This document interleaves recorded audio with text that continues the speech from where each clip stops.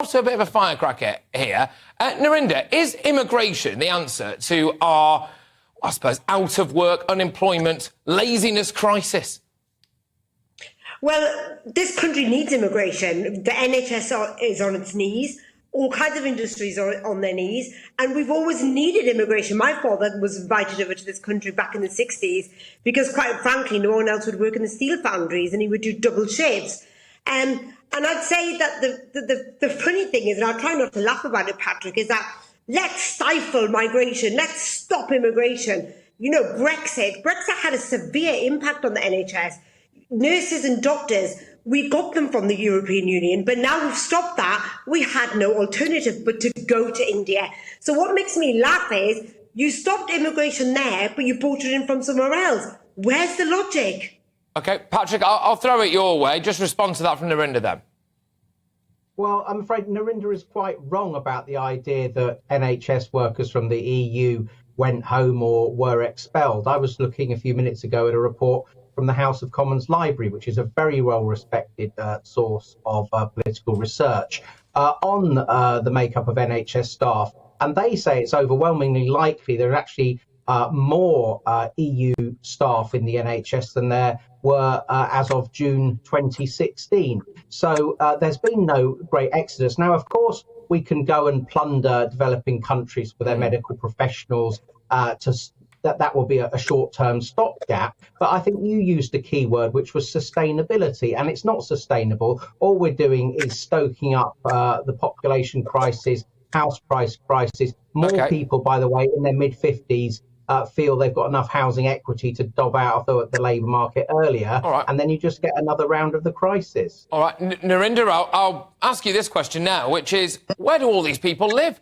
We've got a housing crisis. We bring them over here. We promise them a land of milk and honey. Well, there's nowhere for them to even rest their head.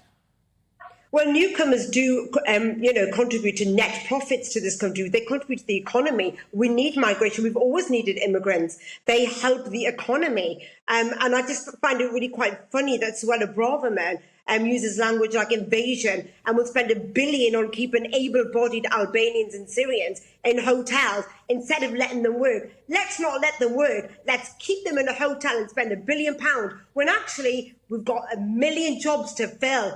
But OK, well, no, that's an interesting point. That's an interesting point. That's an interesting point. Patrick, should we let young Albanian men who've just crossed the channel work in our NHS?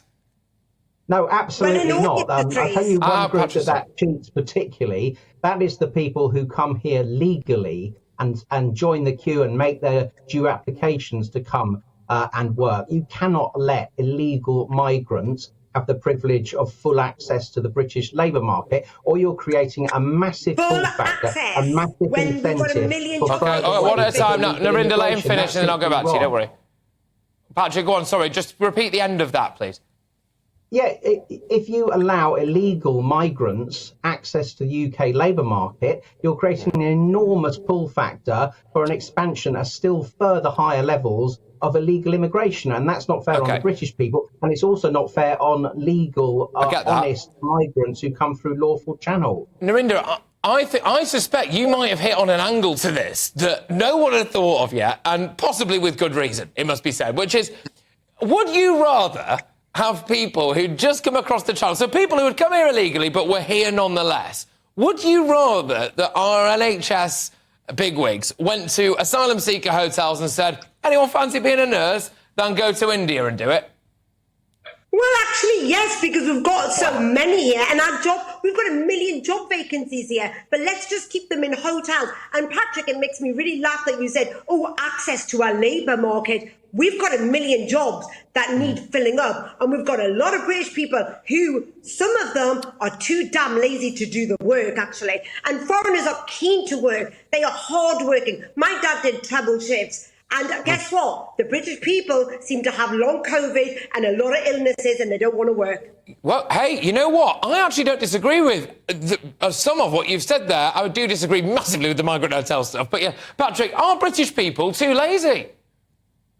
No, well, I'm quite curious that Narinder is sounding like Dominic Raab and Priti Patel back in the day when they put out that right-wing pamphlet saying that the British worker was one of the laziest in the world, though I don't think that's true. I think there's a segment of the British workforce which has been allowed to drift into inactivity and maybe has problems with motivation, poor mental health, irregular, inconsistent lifestyles. And if they're at the bottom of the labour market, you talk to agricultural employers and the like, and they do say they struggle at the wages they pay to attract consistent staff. So there is a sort of long tail in the British labour market at the bottom of people who haven't been given the skills, the aptitudes, the attitudes to succeed. That's true, but we must work harder on giving them that.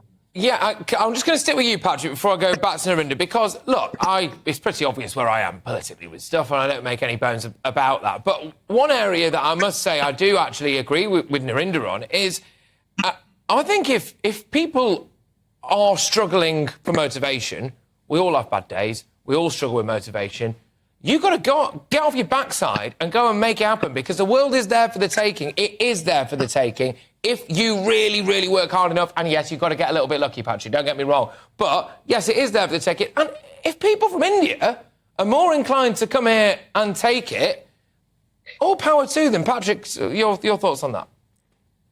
Well, look, I think the government's talking about levelling up as well, because it's truer in some parts of the country than in others that the opportunities are there for the taking. In some parts of the country are short of opportunities. But yeah, you make a good point. Are all school leavers leaving with the right attitude about making a success in the world of work? Do they feel they've got the right skills? Have they been brought up with a strong work ethic? Well, possibly not. I think we shouldn't exaggerate the percentage of British people who are in that boat. We may be talking about 5 to 10%, but over the whole workforce, that certainly adds up to a lot of people. And it's one of the nuts that we have to crack. And the other is people in their mid-50s, my sort of age, who are thinking, oh, well, my house is worth £750,000 now. I've got all this equity. I've got my pension. I'll take 25% tax-free. And I don't fancy going on the... It amazes me, Patrick.